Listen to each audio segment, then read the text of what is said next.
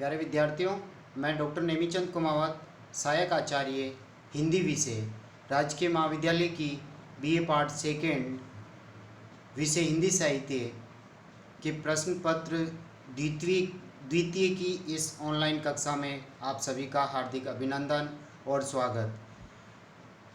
प्यारे विद्यार्थियों, पिछली ऑनलाइन कक्षाओं में मैंने पाठ्यक्रम को लेकर के विस्तार से आपके साथ में चर्चा की है कि महर्षि दयानंद सरस्वती विश्वविद्यालय अजमेर द्वारा हिंदी के द्वितीय प्रश्न पत्र में आपके एक नाटक रक्त ध्वज डॉक्टर राजेंद्र मोहन भटनागर जी का पाठ्यक्रम में संकलित हैं और एक निबंध संग्रह की पाठ्यपुस्तक आपके कोर्स में है और तीसरी पुस्तक एकांकी संग्रह आपके पाठ्यक्रम में लगाई गई है।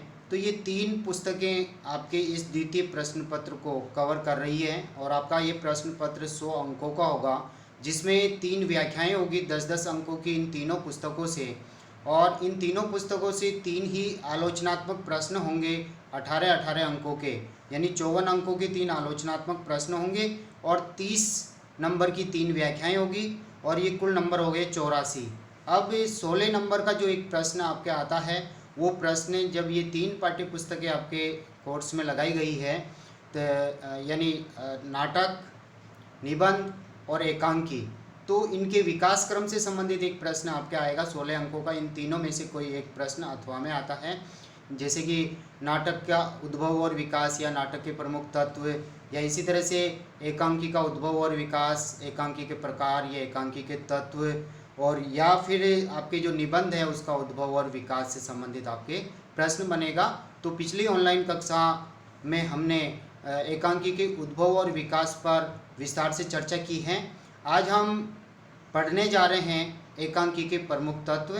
पुनः इस ऑनलाइन कक्षा में आप सभी का हार्दिक अभिनंदन और स्वागत। प्यारे विद्यार्थियों, आप ध्यान से सुनिए, मैं इस कक्षा को आरंभ करने जा रहा हूँ। देखिए, भूमिका से आरंभ करते हैं। आज का एकांकी आधुनिक युग के मनुष्य की व्यस्तता में से कुछ समय मनोरंजन के लिए खोजने का ही प्रतिफल है और वह अपने रूप व शिल्प में अंग्रेजी के वन एक्ट प्ले के समतुल्य हैं। एकांकी के स्वरूप में मुख्यतः जीवन की कोई एक संवेदना या प्रमुख घटना ही व्यक्त होनी चाहिए। घटनाओं का चुनाव भी आम जीवन यानी दैनिक जनजीवन से किया जाना चाहिए। ऐसा करने से एकांकी में वास्तविकता और मनोरंजन का समावेश हो सकेगा। संघर्ष एकांकी का प्राण है, जिसमें 2 विरोधी पात्रों या वर्गों में भाव संघर्ष या विचार संघर्ष का चित्रण भी आवश्यक है। एकांकी के कथोपकथनों में यानी संवादों में कौतूहल, जिज्ञासा, गति की तीव्रता और इन सब की परिणति चरम सीमा में होनी चाहिए।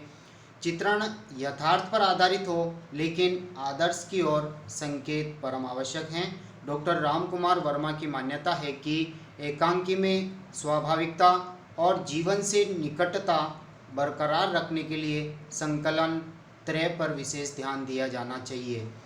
संकलन त्रय का मतलब है स्थान, काल और समय की एकता वह होनी चाहिए, कार्य, काल और स्थान, इन तीनों की एकता को संकलन त्रय कहते हैं। एकांकी की जो प्रमुख तत्व हैं, कलात्मक दृष्टि से विचार करने पर एकांकी के निम्नलिखित तत्व उसके प्रभावी होने के लिए आवश्यक हैं। ये 8 तत्व आपके सामने हैं। कथावस्तु यानी कथानक, कथोपकथन यानी पात्रों का संवाद, पात्र और उनका चरित्र चित्रण, भाषा शैली, उद्देश्य, संकलन त्रय, अभिनयता यानी रंगमंच, और 8वां बिंदु है आपके अंतर्द्वंद्व यानी संघर्ष, जो एकांकी का प्राण होता है। तो हम आरंभ करते हैं एकांकी के प्रमुख तत्वों में से। पहला तत्व कथावस्तु। कथा एकांकी की रचना प्रक्रिया का मूल आधार है। इसी के माध्यम से चरित्रों की सृष्टि और विकास होता है। एकांकीकार इतिहास, राजनीति, धर्म, समाज आदि क्षेत्रों से कथावस्तु चुनकर एकांकी की रचना करता है। इसके साथ यह भी अनिवार्य है कि उस कथा वस्तु को वह जीवन के सामयिक संदर्भों से भी संबद्ध करके दर्शकों का ध्यान आकृष्ट करें। उसमें काल्पनिकता भी हो। कथानक का प्रारंभ जिज्ञासा एवं कौतूहल से युक्त होना चाहिए। कथानक में रोचकता और विस्मय आदि गुण भी होने चाहिए। कथा वस्तु के 5 भाग हैं: प्रारंभ, नाटकीयता, द्वंद्व, चरम सीमा और परिणति। कथानक का स्वरूप रंगमंची सूचना के साथ ही दर्शक के सामने स्पष्ट हो जाता है। उसके बाद वस्तु का निर्माण होता है जिसे एकांकीकार बड़े आकर्षक ढंग से प्रस्तुत करता है। नाटकीयता और अंतर्द्वंद्व कथा वस्तु को विशेष लोकप्रियता प्रदान करते हैं। जहां नाटकीय संघर्ष अपनी चरम सीमा पर पहुंच जाता है उसे चरमोत्कर्ष कहते हैं। यहां पहुंचकर एकांकी के सभी संघर्ष और द्वंद्व समाप्त हो जाते हैं। कथा वस्तु में सहज गतिशीलता का होना भी आवश्यक है।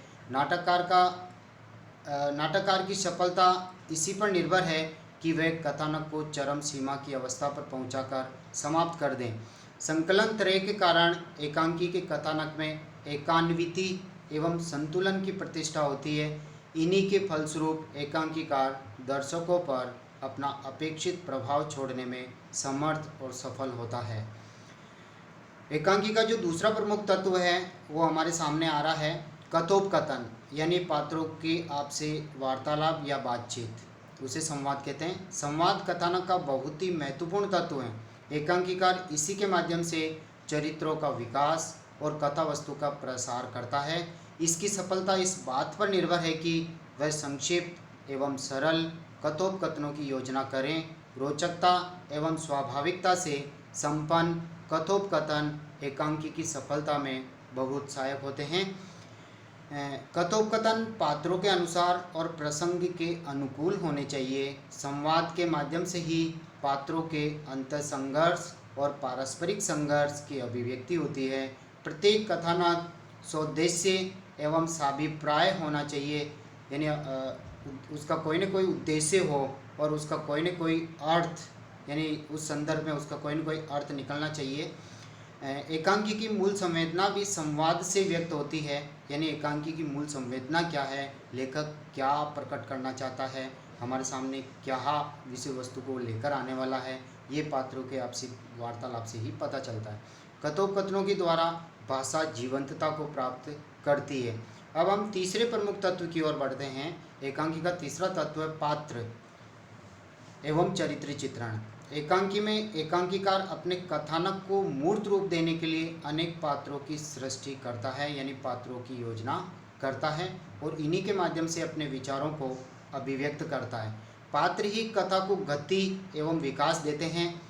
पात्र योजना के लिए अनिवार्य है कि एकांकीकार ऐसे पात्रों का चयन करें जिनका संबंध सामान्य जनजीवन से हो, साथ ही जिनका अपना स्वतंत्र और निजी व्यक्तित्व भी हो, उनकी अपनी खुद की पहचान भी हो।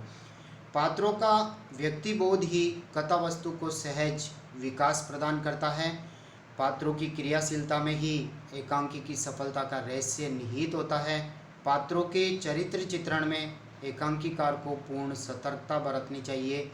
जिस एकांकी में पात्रों की संख्या सीमित होती है वही सफल एकांकी कहा जाएगा। एकांकी का मुख्य पात्र नायक कहलाता है। उसके चरित्र को सर्वश्रेष्ठता प्रदान करने के लिए अन्य पात्रों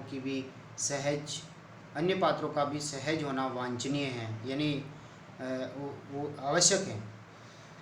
भाषा शैली चौथा एकांकी का प्रमुख तत्व है। यद्यपि एकांकी में अभिव्यक्ति के लिए अनेक प्रकारों का सहारा लिया जाता है, तथापि उन सब की तुलना में भाषा का अपना महत्वपूर्ण स्थान है। एकांकी रंगमंच पर खेलने के लिए लिखे जाते हैं, यानी एकांकियों का रंगमंच पर अभिनय होता है और दर्शक उनसे ही प्रेरित होकर के कुछ प्रेरणा प्राप्त होती है, उनको कुछ शिक्षा मिलती है और वो रसानुभूति करते हैं। अतः उसकी भाषा का बोधगम्य होना आवश्यक है। बोधगम्य का तात्पर्य भाषा सहज हो, आम दर्शक के समझ में आने वाली हो, साथ ही वे सुगम हो ताकि विचारों को ठीक प्रकार से संप्रेषित किया जा सके। भाषा पात्रों के चरित्र और परिवेश के अनुकूल होनी चाहिए। प्राय सभी पात्रों की भाषा उनके व्यक्तित्व के अनुरूप ही होनी चाहिए। जितना पात्र पढ़ा लिखा है, जितनी उसकी शिक्षा है, जितना उसका समाज में स्थान है, उसके अनुरूप ही उसकी भाषा का चयन लेखक को करना चाहिए। एकांकी में भाषा के साथ ही शैली पर भी विशेष ध्यान दिया जाना चाहिए। एकांकी के लिए मुख्य रूप से नाटकीय शैली का ही प्रयोग होना चाहिए, क्योंकि इसके लिए किसी भी अन्य शैली का प्रयोग उपयुक्त नहीं माना जाएगा। पांचवें एकांकी के प्रमुख तत्व की ओर हम बढ़ते हैं, और वह है उद्देश्य। प्रत्येक रचना का अपना कोई न कोई एक उद्देश्य होता है। पाठक या दर्शकों के सामने लेखक उस उद्देश्य को प्रस्तुत करता है। एकांकी कार्य भी विभिन्न चरित्रों के संवादों के माध्यम से अपने विचारों को अभिव्यक्त करता है। सफल एकांकी वह है जो अपने उद्देश्य को या उद्देश्य के कथन को सांकेतिक ढंग से अभिव्यक्त करता है। कथावस्तु के अनुसार ही एकांकी रचना के विभिन्न उद्देश्य होते हैं। जीवन के अंतर विरोधों और विषमताओं की आलोचना एकांकी में व्यंग्यात्मक ढंग से की जानी चाहिए। उद्देश्य की महत्ता ही एकांकी को सर्वकालिक और दीर्घजीवी बनाती हैं। एकांकी का जो छठा तत्व है वो है संकलन त्रय, यानी काल, कार्य और स्थान की एकता संकलन त्रय कहलाता है। एकांकी में स्वाभाविकता उत्पन्न करने के लिए कार्य, काल और स्थान की एकता का होना महत्वपूर्ण है। एकांकी में संकलन त्रय से तात्पर्य है कि एक ही कार्य एक ही समय में और एक ही स्थान पर होना चाहिए, जिससे दर्शक उसकी पूर्ण अनुभूति के साथ रसानुभूति कर सकें। किसी घटना या विषय का समय के साथ पूर्ण ऐक्य होना एकांकी की सफलता के लिए बहुत महत्वपूर्ण है। एकांकी का जो प्रमुख सातवां तत्व है वह अभिनयता, यानी रंगमंच। रंगमंच पर खेलने के लिए या रंगमंच पर प्रस्तुतिकरण करने के लिए ही एकांकियों की रचना की जाती है। तो ये भी एकांकी का महत्वपूर्ण अंग है, महत्वपूर्ण तत्व हैं। एकांकी की सफलता का रहस्य उसके अभिनय होने पर निर्भर है। अभिनय के द्वारा ही पात्र अपने मनोभावों की अभिव्यक्ति करते हैं। नाटकीय और हृदय स्पर्शी संवाद अभिनय को प्रभावशीलता प्रदान करते हैं।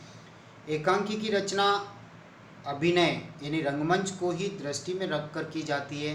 इस दृष्टि से विषय भी ऐसा चुना जाता है। सॉरी, ये से हटा दीजिए यहाँ पर, विषय के बाद में से इस दृष्टि से विषय भी ऐसा चुना जाता है जिससे अभिनयशील संवादों की रचना की जा सके।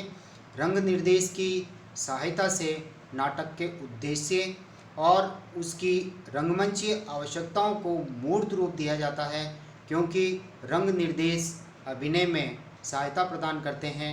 पात्रों की वेशभूषा, उनके हाव भाव एवं अंग संचालन अभिनय को प्रभावशाली बनाते हैं। सभी कुछ कथोपकथनों के द्वारा व्यक्त नहीं किया जा सकता, अतः उसका रंग निर्देश द्वारा भी संप्रेषण आवश्यक है।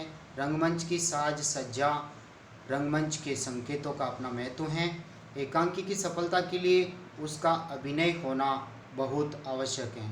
एकांकी के अंतिम आठवें तत्व की ओर हम बढ़ते हैं, वह है अंतर्द्वंद्व यानी संघर्ष। हृदय में परस्पर विरोधी भावों का उत्पन्न होना या विरोधी विचारों का उत्पन्न होना या वाद विवाद होना वो अंतर्द्वंद्व कहलाता है। जब एकांकी के पात्र किसी विषय अथवा समस्या या उसके विभिन्न पक्षों पर वाद विवाद करते हैं तो उनकी मन स्थिति संघर्षपूर्ण होती है। पात्रों की इस मन स्थिति का सूक्ष्म विश्लेषण एकांकी का प्राण होता है, क्योंकि यही वह माध्यम है जिसके द्वारा एकांकीकार पात्रों का मनोवैज्ञानिक चित्रण करता है। एकांकीकार को इस ओर विशेष सतर्कता बरतनी चाहिए। ये एकांकी के प्रमुख 6 तत्व थे। प्रिय विद्यार्थियों, आप इनको अच्छी तरह से याद कर लें। यथावत 8 बिंदुओं को आप इसी तरह से याद करके लिख देंगे तो परीक्षा में आपके अच्छे अंक आ सकते हैं। मैं यहाँ पर इसी के साथ में हिंदी नाटक और एकांकी में क्या अंतर है थोड़ी संक्षिप्त अध्ययन आपको करवा रहा हूँ, क्योंकि नाटक बहुत विस्तृत होता है और एकांकी बहुत ही लघु रूप में होती है। जिस तरह से उपन्यास बहुत विस्तृत होता है और कहानी बहुत लघु होती है, तो उपन्यास और कहानी केवल पढ़ने के लिए लिखी जाती है पाठकों के लिए, और हिंदी नाटक और एकांकी दोनों रंगमंच पर प्रस्तुतिकरण करने के लिए लिखे जाते हैं। नाटक में 1 से अधिक अंक यानी 3, 4, 5, 6 वो लेखक के ऊपर निर्भर करता है। यानी एक से अधिक अंक होते हैं, जबकि एकांकी केवल एक ही अंक में लिखी जाती है और एक ही अंक में उसका प्रस्तुतिकरण होता है। अब देखिए यहाँ पर मैं थोड़ा सा पढ़ा रहा हूँ आपको।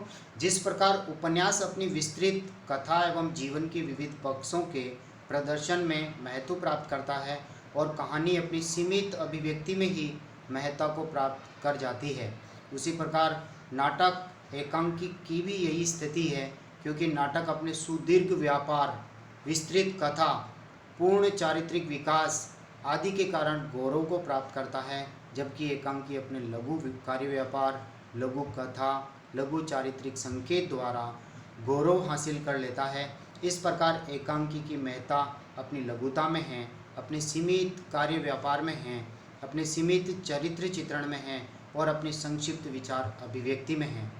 एकांकी तो जीवन की किसी महत्वपूर्ण अंश को प्रकाशित करके अथवा किसी एक विचार को प्रदर्शित करके या किसी एक समस्या का उद्घाटन करके जनमानस को उद्वेलित कर जाता है और बहुत कुछ न कहकर संकेत रूप में सब कुछ कह जाता है, जबकि नाटक के लिए विस्तृत क्षेत्र अपेक्षित है, अधिक समय और अधिक साज सज्जा की आवश्यकता है। एकांकी अपने इसी प्रभाव के कारण आज के भाग दौड़ से भरे जीवन में नाटक की अपेक्षा रंगमंच